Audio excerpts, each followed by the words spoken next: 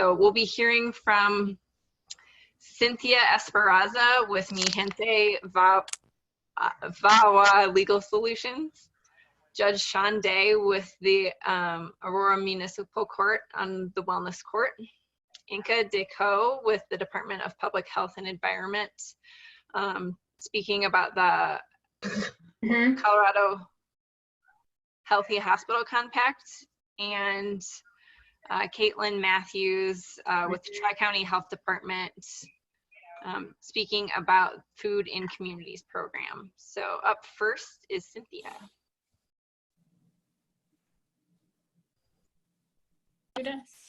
Hello everybody, could you hear us? Yes, this is my coworker Madeline. She is a case manager for the Center for Trauma and Resilience, and she will talk about a little bit about that program. I am on the legal side for the legal department here. Yeah, so hello again, I'm Madeline Witt. I'm one of our bilingual case managers here at the Center for Trauma and Resilience. We have offices in Denver and Aurora, and we in Denver and my side kind of with the case management, we offer, or I guess apart from the Mi Gente program, we offer some short-term trauma counseling. We offer case management services that can assist with financial assistance and looking into different kind of resource access for our clients. So victims of crime and trauma in Denver and Aurora. And then we do advocacy, whether that be with police, landlords, lawyers, whatever might be necessary for our clients. And lastly, we also offer trauma-informed, well, all of our services are trauma-informed. We offer a trauma-sensitive yoga program. So really connecting back to the basics principles of yoga with breath and body connection, and a form of ear acupuncture called NADA, which is 5 needles that are put in your ear. It was, I believe, begun in the 1970s or 1980s in New York as a treatment for alcohol detox, and has since been shown to be really helpful for stress management, stress reduction, and helping with to kind of release and reduce different symptoms that are common in trauma victims or survivors. And then we can go to the next slide. And for the Mi Gente VAWA Legal Solutions, what we do is we help undocumented victims of crime go through the immigration process. So we tell our clients, we are not immigration, but what we do is help them through that immigration process, whether it be through a U visa, which is a non-immigrant status that is set aside for victims of crime who have suffered mental or physical abuse and are currently and have assisted or are willing to assist law enforcement or government officials in the investigation or prosecution of the criminal activity. And the other most humanitarian option a lot of these undocumented victims have is also a VAWA. And if you go to the next slide, VAWA is the Violence Against Women Act, and it was enacted in 1994. And this allows battered immigrants to petition for a legal status in the United States without relying on their abusive citizen, US citizen or legal permanent resident spouse to sponsor them on the immigration application.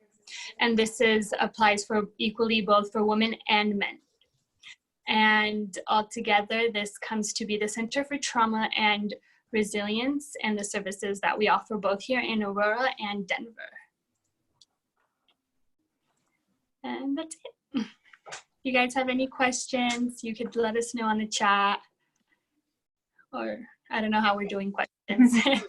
Thank you so much. Can you send or type the link for your services in the chat? And we'll include that in our follow-up email to attendees here today. Okay. How do I do that? If you go to the More tab, and then there's usually a chat function. I think everyone's different though. Well, if people have questions, we'll come back at the end for all of the panelists. So up next is Judge Shawn. Again, good afternoon, everyone, and thank you very much for this opportunity. I see some faces that I recognize and some names that I recognize. I really want to shout out and thank Molly Market for even thinking of me and our court and this opportunity to present one of the great programs that we have with our court, one of our great problem-solving courts. Just a little bit of background. I'm the presiding judge. I've been a judge for the Aurora Municipal Court for the last over 20 years, believe it or not. I've been associated with the court since January of 1992. So I have a lot of hands-on experience with the Aurora Municipal Court. I'm very honored to serve our community as the presiding judge and to offer one of the great programs that I think that we have within our court, and that's our Aurora Wellness Court. It's a problem-solving court that dates back to my time before my role as presiding judge. It was actually formed by my predecessor, presiding judge Rick Weinberg, who first started a program to help out with a particular vulnerable population that we see in our court, and that was our women who were being prostituted, primarily on Colfax and other areas of the city. We saw that they were absolutely an underserved population, and so he created a specialty court to provide services to that particular population. Well, that kind of morphed into and changed into our current wellness court through the contact that we had with our prostitutes courts, which was the acronym was veterans, actually. Oh geez, the acronym is, I'm trying to remember what it was.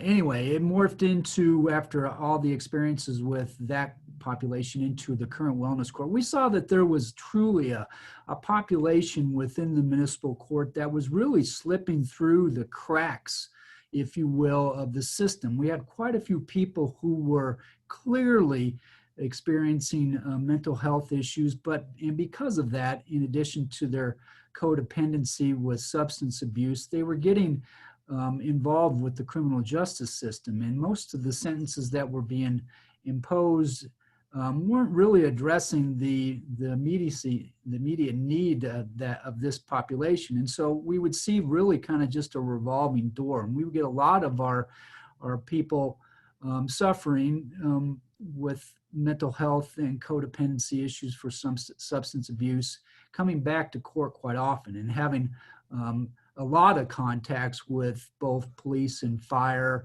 and ultimately hospitalizations. And so we figured, there's got to be a better way. There's got to be something more that we can do to help this particular vulnerable population. And so Judge Weinberg spent hundreds and hundreds of hours in putting together our wellness court, which is directed towards people with mental illness, and a lot of times who are also suffering from a codependency of substance abuse. You can see the mission statement. I won't read it to you, but it kind of talks about just what I've talked about.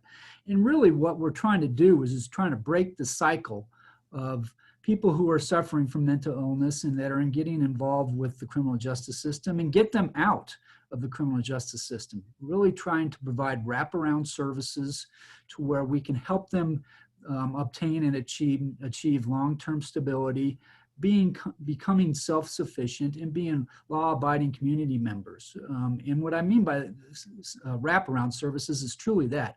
I'm sure that at some point in time, either myself or presiding judge Rick Weinberg has talked with many of your organizations about services that we could partner up to be a part of the wellness court. And if we haven't yet, please send me a chat. I will be happy to sit down and talk to you about your particular organization or your services that you may provide. We're always looking to add to our very strong list of community partners within the wellness court. I would welcome the opportunity to have a conversation with you. Next slide, please. And this is really why we set up our mental health court. We ran some statistics and we did some studies, and I think there's hundreds and hundreds, if not thousands, of different studies about people who are locked into the criminal justice system that shouldn't be in the criminal justice system, and they're suffering from mental health illness. It's been my position and the position of this court for as long as I've been involved with the criminal justice process, but even more so as a judge, that nobody should be incarcerated because of their mental health illness. It just shouldn't be that way. And so there's got to be other things that we can do. And through the wellness court, we're trying to provide at least one opportunity for people to, again, break the cycle of the criminal justice cycle, get out, get them stabilized, and provide the services that they need.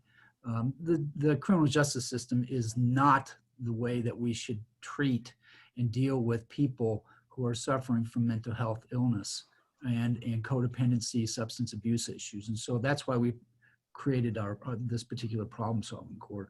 This is a national model. Judge Weinberg really set up this program and followed the national models throughout the entire country. And it's a program that we're very, very proud of. Next slide, please.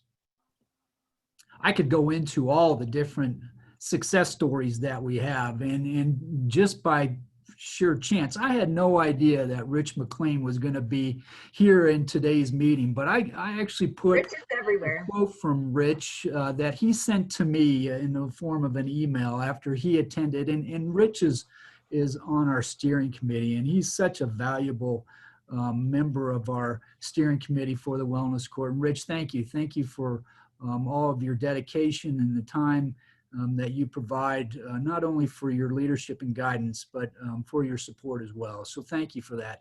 I'll kind of point you to the email that we received from Rich after one of our graduations, and I'll let you read it. And I think it really puts into great perspective as to what we can do through our wellness court and the success that we can have in our wellness court. We've had people who have had 800, 900 different contacts with Aurora Police and/or Fire, and after they have agreed to participate in the program and graduated with the program, they have less than 10 contacts now with a Fire or and police, and it's really almost as to a true ad-need basis. So that's just one example, and most of our participants in our program have a large number of contacts with police, fire, and after they graduate, if not less than 10, it really is less than 10, 1, 2, or 3 contacts with police, fire, and it's just because they called and they needed them to be there. So that's it in a nutshell. I know that I was only supposed to spend a few minutes, but when you give a judge or an attorney time to speak, boy, we're going to use all the time that you give us. I apologize if I went over my time. I'll be happy to answer any questions that you may have, either through chat or otherwise. Thank you, Judge Day.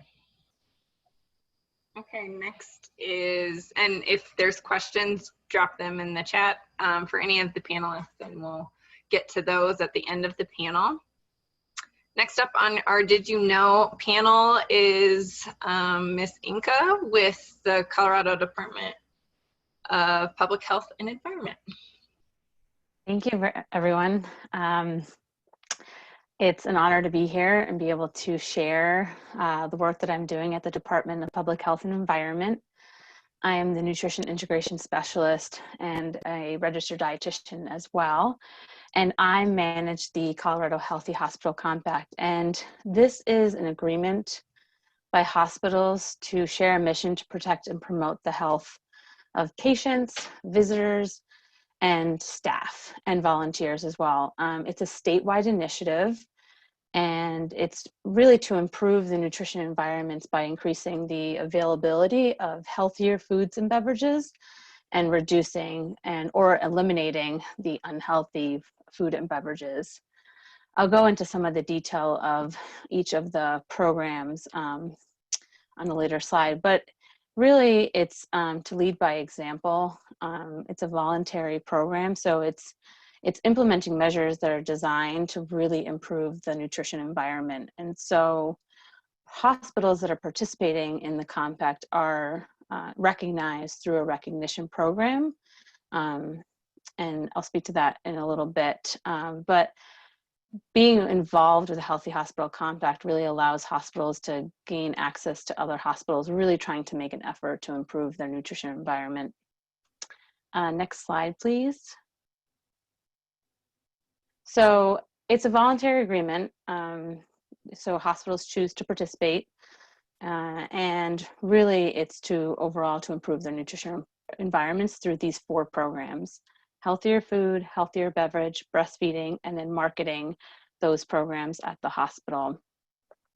Each program has a set of standards, and each standard has specific criteria in order to meet that standard. And so, for example, the healthier food program has, as being food, all the standards are around food and really increasing the availability of healthier options. So offering a daily healthy meal that meets a certain nutrition requirement, offering a % of their sides with entrees that meet certain nutrition criteria, really thinking about the options in vending machines, the snack options. So the idea is if you have it, and really reduce or eliminate the unhealthy options, people are more willing to purchase the healthier options. The same thing is the healthier beverage. It's all about what beverages are sold, offered, and available in hospital settings. And so one of the standards is entirely eliminating sweetened sugar beverages. And hospitals, we have 3 hospitals in Colorado that have done that. Children's in Aurora, Denver Health, and Lutheran Medical Center in Wheat Ridge. It is a huge lift, but I think it's one that is important. It speaks to the mission of a hospital of healthcare and providing care and really implementing that through food and beverage. And then breastfeeding, you know, people always forget oftentimes that breastfeeding is nutrition and is the usually for the first year of life. That's kind of what we hope to get for this, exclusively for the first 6 months and then up to a year. But really promoting best practice, evidence-based practices for breastfeeding. And so that could look like baby-friendly hospital initiatives, or really just having policies that promote a mom's success in breastfeeding in a hospital. But it's not just about women delivering in a hospital, it's also about staff working in a hospital and really supporting the environment by workplace accommodation, providing lactation rooms to support a woman's choice to pump when she gets back to work. And hospitals are big employers. So really making that available to staff. And then marketing, really marketing strategies that have been known to really ensure that people are making the healthier choices by promotion, by offering deals or lowering the price of the healthier options and increasing the price of more unhealthier options. And so I went into, there's a lot more to each of those programs, but I didn't want to bore you with the details of the standards, but that just gives you an idea of kind of what it looks like in a hospital setting. Next slide, please. So why did this Department of Public Health decide hospitals? Like, why hospitals? And really thinking about hospitals are anchor institutions in communities and really kind of being the leader of health. You know, oftentimes if you go to a hospital, in their mission statement, it says health, protection, something like that. And then you turn and you look at their food service and they're serving French fries and soda. And so really what kind of message is that sending to people that come to visit a hospital for services? And oftentimes they're sick, they're very sick. And then also staff are working there 40+ hours a week. And so really thinking about how to design the availability of the foods available to be the healthiest possible. And I think hospitals really have a role in leading that effort and leading that work. And it is a movement. It's a movement across the nation, and Colorado is actually, this is a really unique structure that we have, this compact structure. So to date, you'll see on this slide, we have 12 currently participating hospitals, meaning that they've submitted an assessment, and I've reviewed it and have recognized them to be at a certain status. So to get a platinum status, that means that they've implemented the most standards because each standard is worth a certain amount of points. And the whole compact is worth 100 points. So the more standards you implement, the more points you implement, the higher recognition. So in the hospitals on my right, there are partner hospitals. So they may participate in the past at a significant level, but then have dropped off because they didn't submit an assessment or just completed a partner agreement, which is essentially the first step to participating in the compact. So my goal is to really recruit as many hospitals as possible. We have about 100 in Colorado, and there are challenges with that. You would assume that, yeah, every hospital should be doing this, but it's a challenge for hospitals for many, many reasons. Barriers because of food service, really trying to think about their bottom line, leadership buy-in. There's a list of reasons. And so I'm coming to this group when I spoke to Mandy, oh gosh, it was like 6 months ago, about my work. It's really kind of like, how could we create more of a healthy hospital compact environment in Aurora? And just, again, when people go to visit a hospital, how could it be the healthiest environment possible? And oftentimes the food at a hospital is cost a little lower. And so really thinking about the impact of making food access and food availability a priority as well. So I'm really looking forward to kind of making connections and hearing if anyone is interested in learning more about it, or if they have connections in hospitals throughout Aurora that would be of interest. I don't think it's a very well-known program. So that's kind of been my role, is just to kind of raise awareness. So I think I'll leave it at that till the end if anyone has questions. Perfect. Thank you. Thank you so much.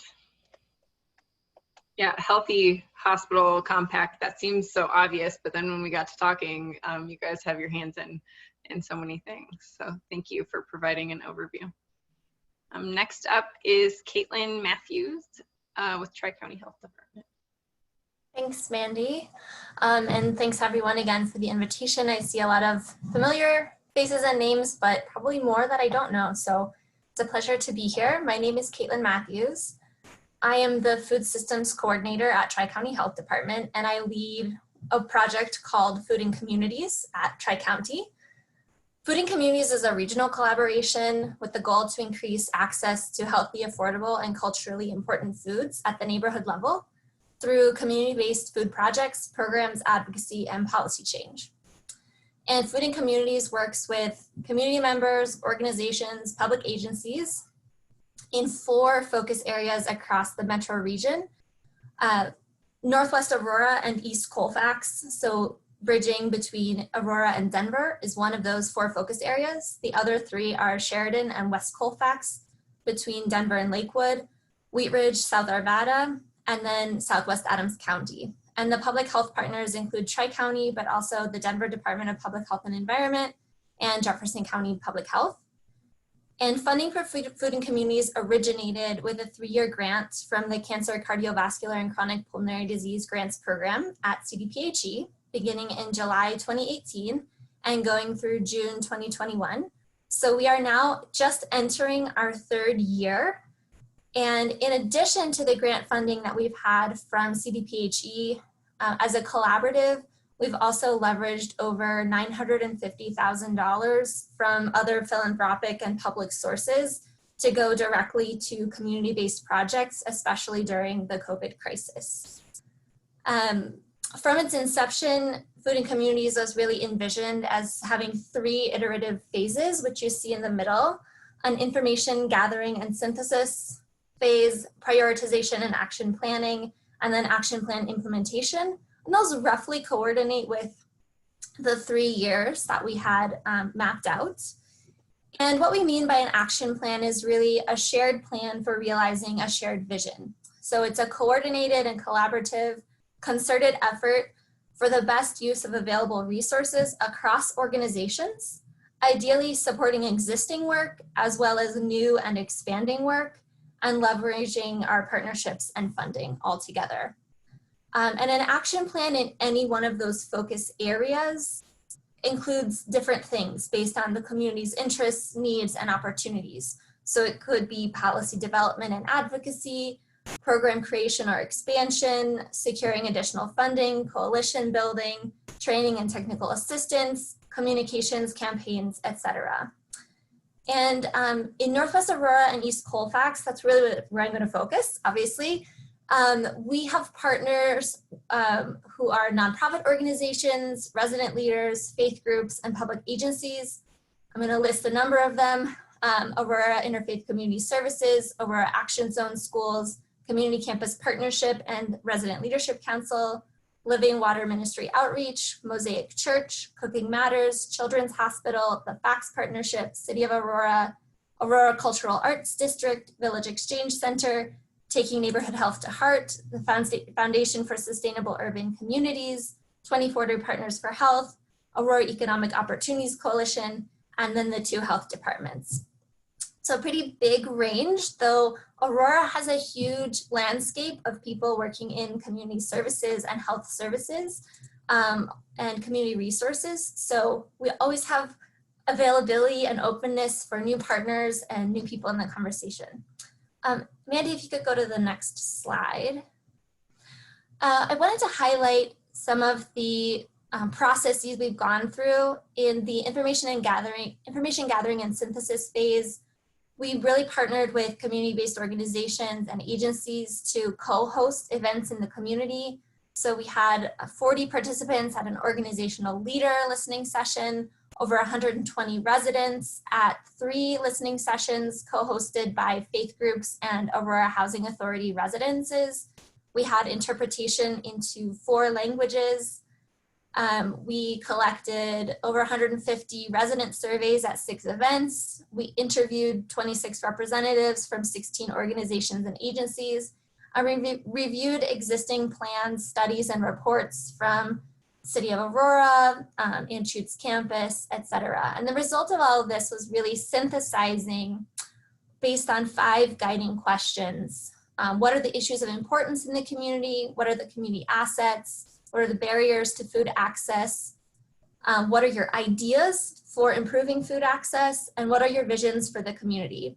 And we'd be really happy to share that synthesis if anyone is interested. We can either share it through Joe at Aurora Health Alliance, or you can put your name and email in the chat and I can send it to you directly. And from that synthesis, really focusing in on those 15 main ideas that community members and organizations shared to improve food access, we went into prioritization and action planning.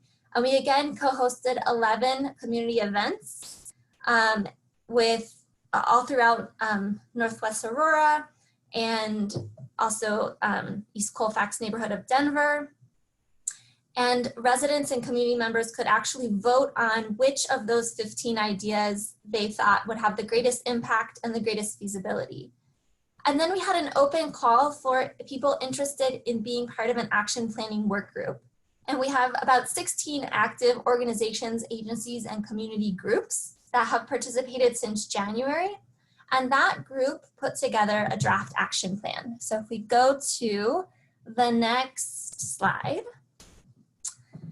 The action plan and the action planning work group really worked hard to bring together all of the community input for vision. And this is what they had drafted. So Northwest Aurora and East Colfax will be an affordable, stable, and sustainable community.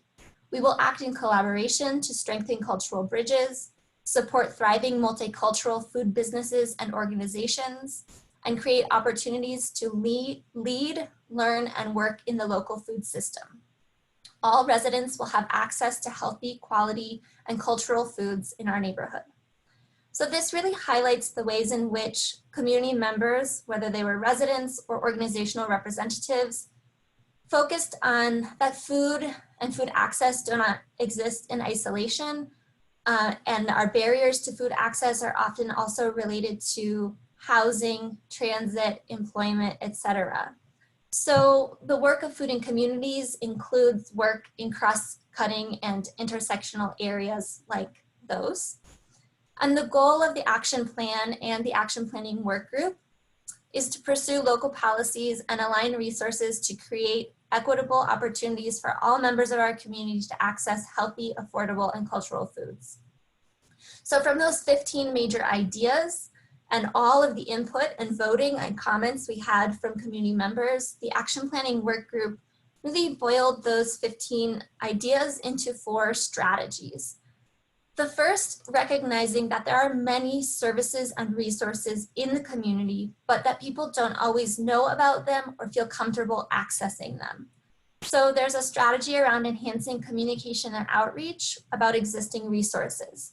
And 2 projects that have been underway this year are that Community Campus Partnership has led an effort to recruit cultural messengers from immigrant and refugee communities and compensate those messengers for developing and disseminating linguistically and culturally tailored messages about food resources. The other is that Mosaic Church of Aurora has been coordinating with food assistants and other community resource providers to build a stronger network to improve outreach, information, and referrals for community members, especially those experiencing homelessness or those with limited access to computers and other technology. The second strategy is to increase or expand the capacity of food assistance providers to receive, store, and distribute more fresh and bulk staple foods. And there are a number of projects here. Aurora Interfaith Community Services and the City of Aurora partnered just this summer to launch the mobile food pantry serving low and moderate income areas in Aurora. Living Water Ministry Outreach has expanded their operations. They serve sack lunches and do mobile resource navigation along East Colfax Corridor, driving around. They deliver prepared meals to seniors at low-income residences at 2 of the Aurora Housing Authority residences. And they provide family food boxes via drive-through at the Dayton Opportunity Center or through home delivery. And then we've also partnered with We Don't Waste, which is a food rescue organization based in Southwest Adams County, to survey food assistance agencies about their infrastructure needs and to purchase additional refrigerators, freezers, shelving, and other equipment so that they can receive and store and distribute more fresh foods. The third strategy is just called Local Healthy Food With Us, By Us, and For Us. And it's really the broadest strategy, which includes everywhere from food production to our small businesses, our restaurants, our catering businesses, food trucks, ethnic markets, etc. And 2 projects that have moved forward within that strategy are the El Alba Cooperative Kitchen.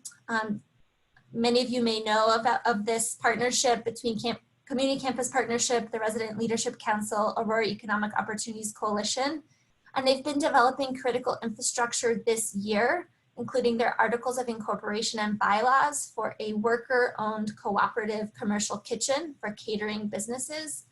And they are moving towards the renovation of a space at Dayton and Colfax.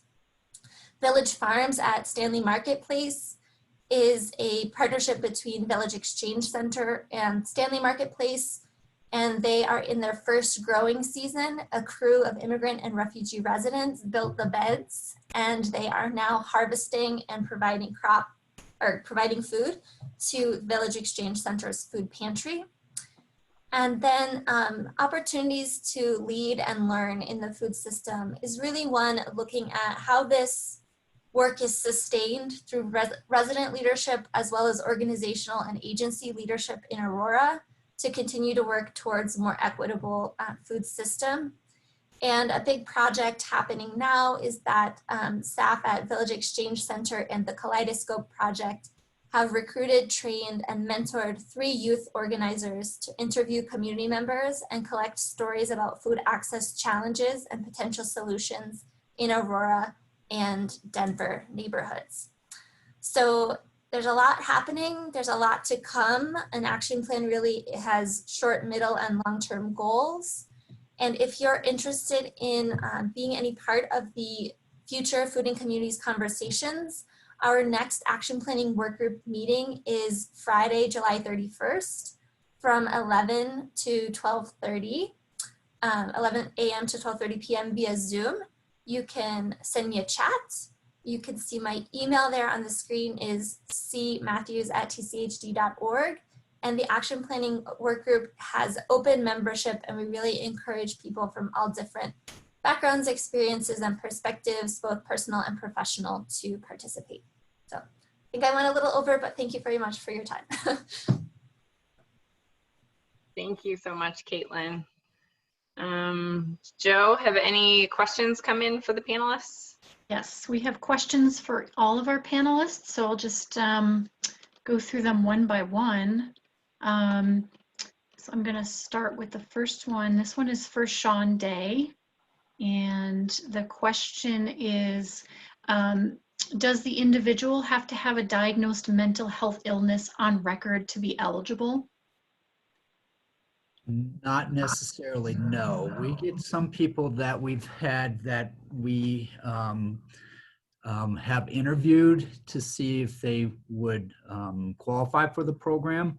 You do not have to have a diagnosis to be in the program, but we would require you to actually get an evaluation done just so that we could provide the proper programs and resources that you may need. But no, you do not have to have a pre-diagnosis for consideration for the program. We really get a lot of our information from the firefighters and police officers who come in contact with some of our participants.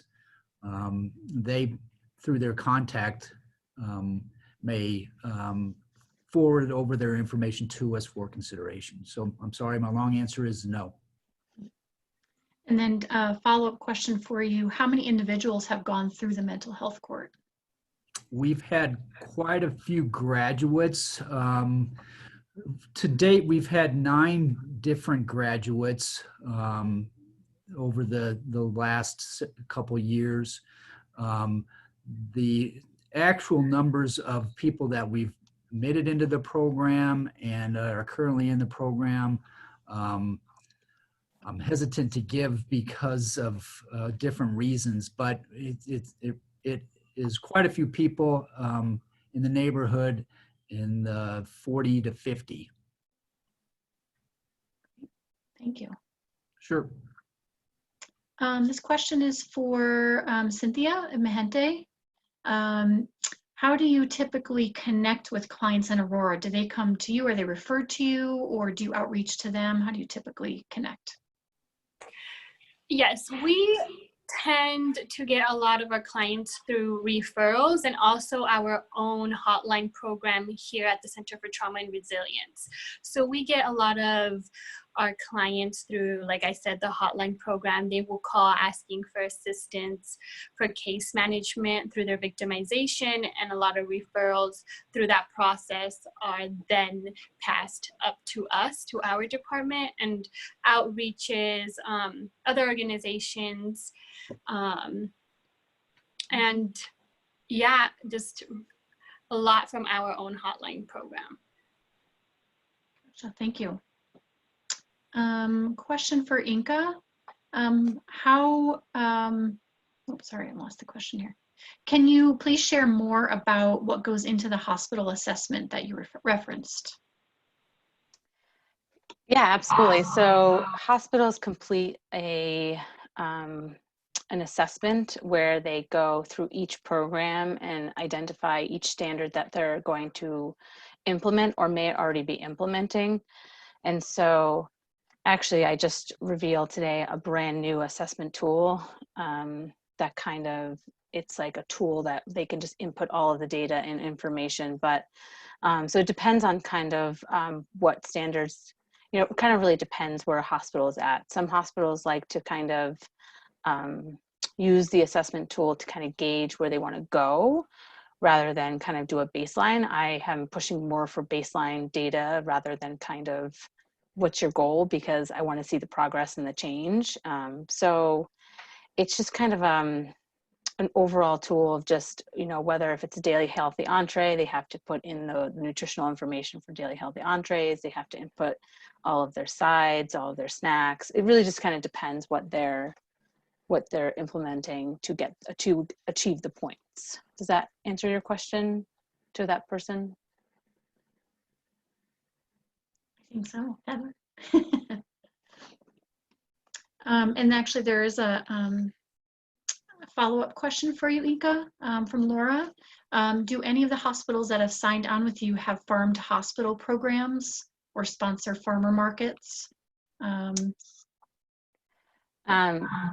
That's a great question. I don't know off the top of my head, like what hospitals have farmers markets on campus, or whether they partner or procure products from local farms.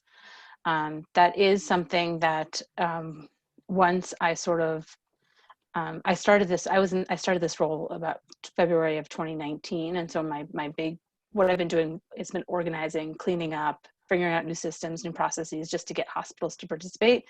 But once I have all that done, I really want to be more thoughtful about local purchasing, local procurement, what that looks like. Even though it's outside of the scope of the assessment, it's really, I feel like, an important, especially kind of in light of COVID and what we're seeing with our food system, I think it's more important than ever. So I have been collaborating with